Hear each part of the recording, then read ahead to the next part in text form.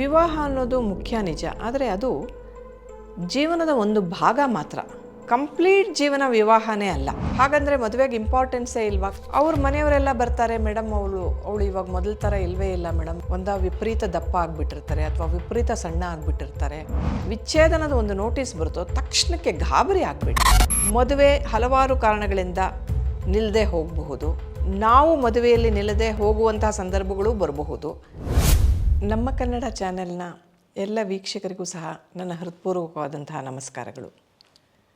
ದಾಂಪತ್ಯ ಜೀವನದ ಮೌಲ್ಯವನ್ನು ಅರ್ಥ ಮಾಡಿಕೊಳ್ಳಲಿ, ವಿವಾಹದಿಂದ ಆತುರದಿಂದ ಹೊರ ಹೋಗುವ ಪ್ರಯತ್ನವನ್ನು ಮಾಡದೇ ಇರಲಿ ಎನ್ನುವ ಉದ್ದೇಶದಿಂದ ನಾವು ಹಲವಾರು ಎಪಿಸೋಡ್ಗಳನ್ನು ಮಾಡ್ತಾ ಬಂದಿದ್ದೀವಿ. ಅದನ್ನು ನೀವೆಲ್ಲರೂ ಸಹ ತುಂಬು ಹೃದಯದಿಂದ ಸ್ವಾಗತಿಸ್ತಾ ಇದ್ದೀರಾ. ಬಹಳಷ್ಟು ಜನ ಇದರಿಂದ ನಮಗೆ ತುಂಬ ಪ್ರಯೋಜನ ಆಗಿದೆ ಅಂತ ಕೂಡ ತಿಳಿಸ್ತಾ ಇದ್ದೀರಾ. ನಿಮ್ಮೆಲ್ಲರಿಗೂ ನಾನು ವೈಯಕ್ತಿಕವಾಗಿ ಹಾಗೂ ನಮ್ಮ ಕನ್ನಡ ಚಾನೆಲ್ನ ಎಲ್ಲ ಸಿಬ್ಬಂದಿ ವರ್ಗದ ಪರವಾಗಿ ಹೃತ್ಪೂರ್ವಕವಾದ ಧನ್ಯವಾದಗಳನ್ನು ಅರ್ಪಿಸ್ತೇನೆ. ದಾಂಪತ್ಯ ಜೀವನದ ಹಲವಾರು ಸಮಸ್ಯೆಗಳಿಗೆ ಸುಲಭವಾಗಿ ಪರಿಹಾರ ಸಿಕ್ಕಲಿ ಅನ್ನುವ ಉದ್ದೇಶದಿಂದ ನಾನು ಸುಖ ಸಂಸಾರಕ್ಕೆ 108 ಮಾತುಗಳು ಅಂತ ಒಂದು ಬಹಳ ಚಿಕ್ಕ ಪುಸ್ತಕವನ್ನು ಬರೆದಿದ್ದೇನೆ. 108 ವಿಷಯಗಳ ಬಗ್ಗೆ ನಿಮಗೆ ಟಿಪ್ಸ್ ಎಲ್ಲ ಸಿಕ್ಕುತ್ತೆ. ಆಮೇಲೆ ವಿವಾಹ ಒಂದು ಚಿಂತನ ಅಂತ ಹೇಳಿ ಸುಮಾರು 50 ವಿಷಯಗಳ ಬಗ್ಗೆ ಒಂದು ಪ್ರಬಂಧ ಮಾಲೆಯನ್ನು ಬರೆದಿದ್ದೇನೆ. ಅದು ಸ್ವಲ್ಪ ದೀರ್ಘವಾಗಿದೆ, ಅದನ್ನು ಓದುಗರು ಓದಬಹುದು. ಆಮೇಲೆ ಅಮ್ಮ ನೀ ಏಕೆ ಮದುವೆ ಆದೆ ಅಂತ ಹೇಳಿ ಒಂದು ಕಿರು ಕಾದಂಬರಿ. ಇದರಿಂದ ಅಂತೂ ತುಂಬ ಜನ ಅದನ್ನು ಓದಿ ನಮಗೆ ಮದುವೆ ಅಂದರೆ ಏನು ಅಂತ ಅರ್ಥ ಆಗ್ತಾ ಇದೆ ಮೇಡಮ್ ಇದನ್ನು ಓದಿದ ಮೇಲೆ ಅಂತ ಹೇಳಿದ್ದಾರೆ. ಈ 3 ಪುಸ್ತಕಗಳು ನಿಮಗೆ ಸಪ್ನಾ ಬುಕ್ ಹೌಸ್ನಲ್ಲಿ ಅಂಕಿತಾ ಪ್ರಕಾಶನದವ್ರ ಹತ್ರ, ವಿಕಾಸ ಪ್ರಕಾಶನದವ್ರ ಹತ್ರ ಸಿಕ್ಕುತ್ತೆ. ದಯವಿಟ್ಟು ತೊಗೊಂಡು ಓದಿ. ಆ ಸುಖ ಸಂಸಾರಕ್ಕೆ 108 ಮಾತುಗಳು ಅನ್ನೋದು ಬಹಳ ಪುಟ್ಟ ಪುಸ್ತಕ.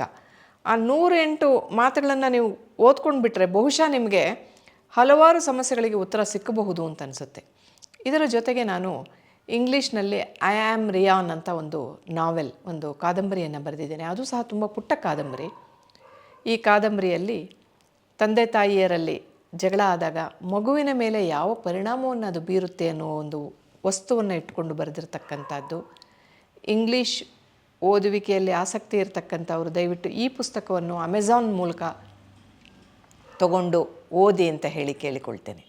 ಇನ್ನು ಇವತ್ತಿನ ವಿಷಯಕ್ಕೆ ಬರೋದಾದರೆ, ಮದುವೆಯೇ ಜೀವನವಲ್ಲ. ತುಂಬ ಜನ ನಮ್ಮ ಹತ್ರ ಬರ್ತಾ ಇರ್ತಾರೆ, ಹೈಲಿ ಕ್ವಾಲಿಫೈಡ್ ಪರ್ಸನ್ಸ್ ಬರ್ತಾರೆ. ಅವರ ಕ್ವಾಲಿಫಿಕೇಷನ್ ನೋಡಿದ್ರೆ ಆಶ್ಚರ್ಯ ಆಗುತ್ತೆ. 2 ಲೈನು 3 ಲೈನು ಇರುತ್ತೆ. ಗಂಡಸರಾಗಿರ್ಬೋದು, ಹೆಂಗಸರಾಗಿರ್ಬೋದು. ಆದರೆ ಕುಸಿದ್ಬಿಟ್ಟಿರ್ತಾರೆ, ಖಿನ್ನತೆಗೆ ಹೋಗಿರ್ತಾರೆ, ಡಿಪ್ರೆಷನ್ಗೆ ಹೋಗಿರ್ತಾರೆ. ನಮಗೆ ಅನಿಸುತ್ತೆ ನಾವೇನೋ ಕೇಳ್ತಾ ಇದ್ರೆ ಈತ ಏನೋ ಹೇಳ್ತಾ ಇದ್ದಾರೆ, ನಾವೇನೋ ಹೇಳ್ತಾ ಇದ್ದರೆ ಆಕೆ ತನ್ನದೇ ಆದ ಗುಂಗಿನಲ್ಲಿ ಇದ್ದುಬಿಟ್ಟಿದ್ದಾಳೆ ಅಂತ. ಅವ್ರ ಮನೆಯವರೆಲ್ಲ ಬರ್ತಾರೆ, ಮೇಡಮ್ ಅವಳು ಇವಾಗ ಮೊದಲ ಥರ ಇಲ್ವೇ ಇಲ್ಲ ಮೇಡಮ್, ಅವಳು ಹಾಗಿದ್ಲು ಮೇಡಮ್, ಹೀಗಿದ್ಲು ಮೇಡಮ್, ಅವಳು ಆ ಥರ ಮೇಡಮ್, ಈ ಥರ ಮೇಡಮ್ ಅಂತ ಅವನ ಬಗ್ಗೆನೂ ಹೇಳ್ತಾರೆ. ವಿಪರೀತ ದಪ್ಪ ಆಗಿಬಿಟ್ಟಿರ್ತಾರೆ ಅಥವಾ ವಿಪರೀತ ಸಣ್ಣ ಆಗಿಬಿಟ್ಟಿರ್ತಾರೆ. ಅವರ ಹಳೆಯ ಫೋಟೋಗಳನ್ನೆಲ್ಲ ನಾವು ನೋಡ್ತಾ ಹೋದಾಗ, ನಿಮ್ಮ ಹಳೆಯ ಫೋಟೋಗಳೆಲ್ಲ ತೋರಿಸಿ ಅಂತ ಕೇಳ್ತೀವಿ ಕೆಲವು ಸಲ. ಅದನ್ನೆಲ್ಲ ನೋಡಿದಾಗ, ಓ ಕಾಲೇಜಲ್ಲಿ ಹಾಗಿದ್ರಾ, ಆನಂತರ ಹೀಗಿದ್ರಾ, ಆಮೇಲೆ ಹೀಗಿದ್ರಾ ಅಂತೆಲ್ಲ ನೋಡಿದಾಗ, ಅರೆ ಆ ವ್ಯಕ್ತಿನೇ ಈ ವ್ಯಕ್ತಿನ ಅಂತ ನಮಗೆ ನಮ್ಮ ಮುಂದೆ ಕೂತಿರೋ ವ್ಯಕ್ತಿನೂ ಅವರು ಅದೇ ವ್ಯಕ್ತಿನೋ ಅಲ್ವೋ ಅಂತ ಡೌಟ್ ಬರುತ್ತೆ. ಇದೆಲ್ಲ ಬೇಡ. ಮದುವೆ ಫೋಟೋಗೂ ಈಗ ನಮ್ಮ ಮುಂದೆ ಕೂತಿರೋ ವ್ಯಕ್ತಿನೂ ನೋಡಿದ್ರೆ, ಮದುವೆ ಯಾರು ಪ್ರಾಬ್ಲಮ್ಮೋ ಅವ್ರನ್ನ ಕರ್ಕೊಂಬನ್ನಿ ಸರ್ ಅಂತ ಹೇಳಿರೋ ಅಂತಹ ಸಂದರ್ಭಗಳು ಇದೆ. ಅಂದರೆ ಅವರೇ ಆ ವ್ಯಕ್ತಿ ಅಂತ ಗುರ್ಸೋಕ್ಕಾಗದೇ ಇರತಕ್ಕಂತಹ ಒಂದು ಸಿಚುವೇಷನಲ್ಲೂ ನಾವಿರ್ತೀವಿ. ಅಂದರೆ ಯಾವ ರೀತಿಯಾಗಿ ಒಂದು ವಿವಾಹದಲ್ಲಿ ಏರುಪೇರಾದಾಗ ಮನುಷ್ಯನ ಆರೋಗ್ಯದಲ್ಲಿ, ಅವನ ಓವರಾಲ್ ಸಿಚುವೇಷನ್ಸ್ನಲ್ಲಿ ಅದು ಯಾವ ರೀತಿ ಇಂಪ್ಯಾಕ್ಟ್ ಮಾಡ್ತಾ ಇದೆ ಅಂತಕ್ಕಂಥದ್ದನ್ನು ನಾವು ಗಮನಿಸಬೇಕು. ನಾನು ಮದುವೆ ಬಗ್ಗೆ ಹೆದರಿಸ್ತಾ ಇಲ್ಲ. ಮದುವೆ ಅನ್ನುವುದು ಮದುವೆಯೇ ಜೀವನ ಅಲ್ಲ ಅಂತ ನಾನು ಹೇಳಿದೆ ನಿಮಗೆ. ಹಾಗಂದರೆ ಮದುವೆಗೆ ಇಂಪಾರ್ಟೆನ್ಸೇ ಇಲ್ವಾ? ಖಂಡಿತ ಇದೆ. ಎಲ್ಲರೂ ಮದುವೆ ಮಾಡ್ಕೊಳ್ಳಿ ಅಂತಲೇ ಹೇಳೋದು. ಯಾರೋ ತಮಾಷೆಗೆ ಹೇಳ್ತಾಯಿದ್ರು, ಯಾಕೆ ಮದುವೆ ಆಗದೆ ಇರೋರನ್ನ ಮದುವೆ ಆಗಿ ಅಂತ ಎಲ್ಲ ಕಂಪೆಲ್ ಮಾಡ್ತಾರೆ ಅಂತಂದರೆ, ನಾವು ಪಟ್ಟಿರೋ ಕಷ್ಟಗಳನ್ನು ಇವನು ಪಡಲಿ ಇವಳು ಪಡಲಿ, ಇವ್ರು ಮಾತ್ರ ಯಾಕೆ ಸುಖವಾಗಿರೋದು ಅನ್ನೋದಕ್ಕೆ ಎಲ್ಲರೂ ಹೀಗೆ ಮಾಡೋದು ಅಂತ ಹೇಳ್ತಾಯಿದ್ರು. ಇರಲಿ, ಇದು ಲೈಟರ್ ವೇನಲ್ಲಿ ಹೇಳಿದ್ದು. ಒಂದು ವಿಷಯವನ್ನು ನೀವು ಗಮನಿಸಬಹುದು. ಮದುವೆ ಮಾತ್ರ ಜೀವನ ಅಲ್ಲ. ಮದುವೆ ಆಗದೇ ಇದ್ದರೆ ನಾನು ಅಪ್ರಯೋಜಕ ಅಥವಾ ಅಪ್ರಯೋಜಕಳು ಅನ್ನೋದಲ್ಲ. ಮದುವೆ ಹಲವಾರು ಕಾರಣಗಳಿಂದ ನಿಲ್ಲದೆ ಹೋಗಬಹುದು. ನಾವು ಮದುವೆಯಲ್ಲಿ ನಿಲ್ಲದೆ ಹೋಗುವಂತಹ ಸಂದರ್ಭಗಳು ಬರಬಹುದು. ಹಾಗೆ ಆದಾಗ ಅಂತಹ ಸಂದರ್ಭಗಳಲ್ಲಿ ನಾವು ಅಯ್ಯೋ ನಮ್ಮ ಮದುವೆ ಬಿದ್ದು ಹೋಗ್ತಾ ಇದೆಯಲ್ಲ, ನನ್ನ ಗಂಡ ನಂಗೆ ಡೈವೋರ್ಸ್ ನೋಟಿಸ್ ಕಟ್ಟನಲ್ಲ, ನನ್ನ ಹೆಂಡತಿ ನಂಗೆ ಡೈವೋರ್ಸ್ ನೋಟಿಸ್ ಕಳಿಸಿದಾಳಲ್ಲ, ಅಥವಾ ವಿಚ್ಛೇದನ ಆಗೇ ಹೋಯ್ತಲ್ಲ ಒಂದು ಕೋರ್ಟಲ್ಲಿ, ವಿಚ್ಛೇದನಕ್ಕೆ ಮುಂದಾಗ್ತಾ ಇದ್ದಾರಲ್ವಾ, ನನ್ನ ಜೊತೆಗೆ ಸಂಸಾರ ಮಾಡೋಕ್ಕೆ ಅವಳು ಸಿದ್ಧ ಇಲ್ಲ, ನನ್ನ ಜೊತೆಗೆ ಸಂಸಾರ ಮಾಡೋಕ್ಕೆ ಅವನು ಸಿದ್ಧ ಇಲ್ಲ, ನನ್ನ ಮೇಲೆ ಈ ರೀತಿಯಾದಂಥ ಆರೋಪಗಳನ್ನು ಮಾಡಿಬಿಟ್ರಲ್ಲ, ನಾನೆಷ್ಟು ಪರ್ಫೆಕ್ಟ್ ಪರ್ಸನ್ನು, ಈ ಎಲ್ಲ ಪ್ರಶ್ನೆಗಳು ಏಳುವುದು ಸಹಜ.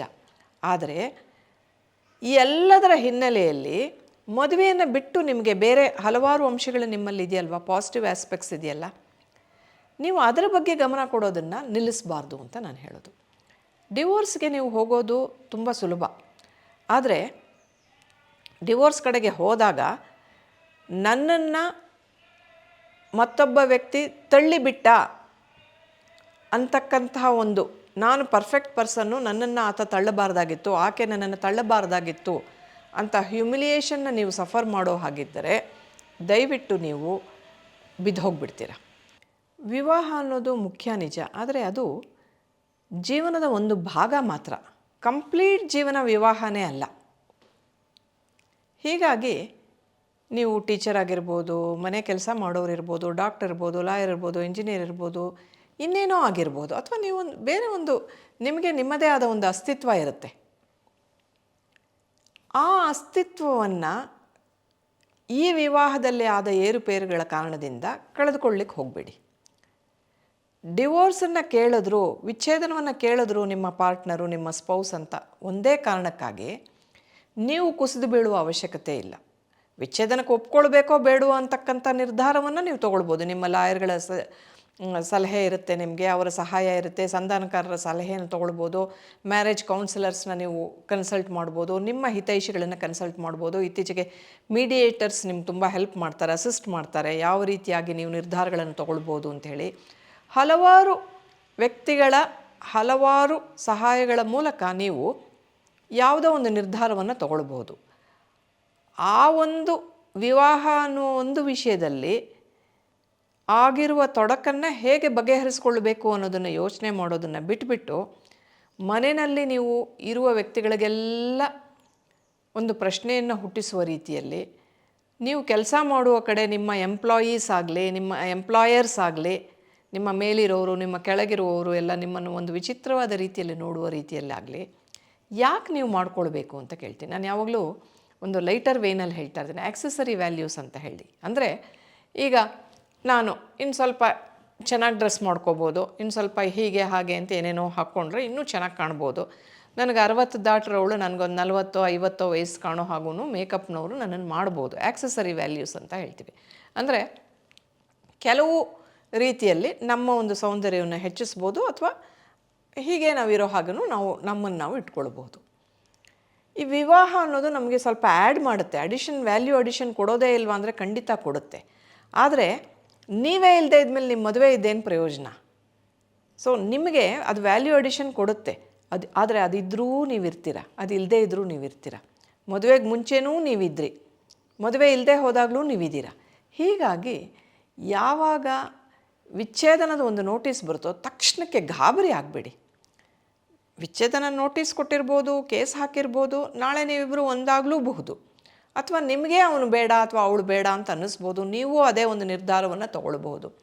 ಮದುವೆ ಆಗಿಬಿಟ್ಟಿದ್ದೀವಿ ಅನ್ನೋ ಒಂದೇ ಕಾರಣಕ್ಕಾಗಿ ನಾನು ಈ ವಿಚ್ಛೇದನದಿಂದ ನನಗೆ ತುಂಬ ಆಘಾತ ಆಗಿದೆ ಅಂತ ಅಂದ್ಕೊಳ್ಬೇಕಾದ ಅವಶ್ಯಕತೆ ಇಲ್ಲ. ನಿಮ್ಮ ಮ್ಯಾರೇಜಿಂದ ನಿಮಗೇನು ಸಿಗ್ತಾ ಇದೆ, ಏನು ತೊಂದರೆ ಆಗ್ತಾಯಿದೆ, ವಿಚ್ಛೇದನದ ಕಡೆಗೆ ನಾನು ಹೋಗಬಾರ್ದ, ಒಪ್ಕೊಳ್ಬಾರ್ದ, ಅವನು ಕೇಳ್ದ ಅವಳು ಕೇಳಿದ್ಲು ಅನ್ನೋದನ್ನು ಪಕ್ಕಕ್ಕಿಟ್ಟರೆ ನನಗೇ ಇದು ಬೇಕಾಗಿತ್ತಾ ಅಂತಕ್ಕಂಥ ಒಂದು ಪ್ರಶ್ನೆಯನ್ನು ಕೇಳಿಕೊಂಡು ಮುಂದೆ ಹೋಗಿ.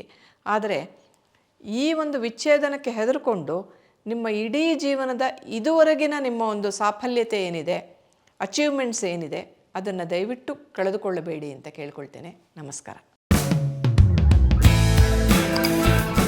ನಮ್ಮ ಕನ್ನಡ ಫೇಸ್ಬುಕ್ ಪೇಜ್ನ ಲೈಕ್ ಮಾಡಿ, ಯೂಟ್ಯೂಬ್ ಚಾನೆಲ್ನ ಸಬ್ಸ್ಕ್ರೈಬ್ ಮಾಡಿ. For more updates click on the bell icon. ನಮ್ಮ ಕನ್ನಡ ಡಿಜಿಟಲ್ ಮೀಡಿಯಾ.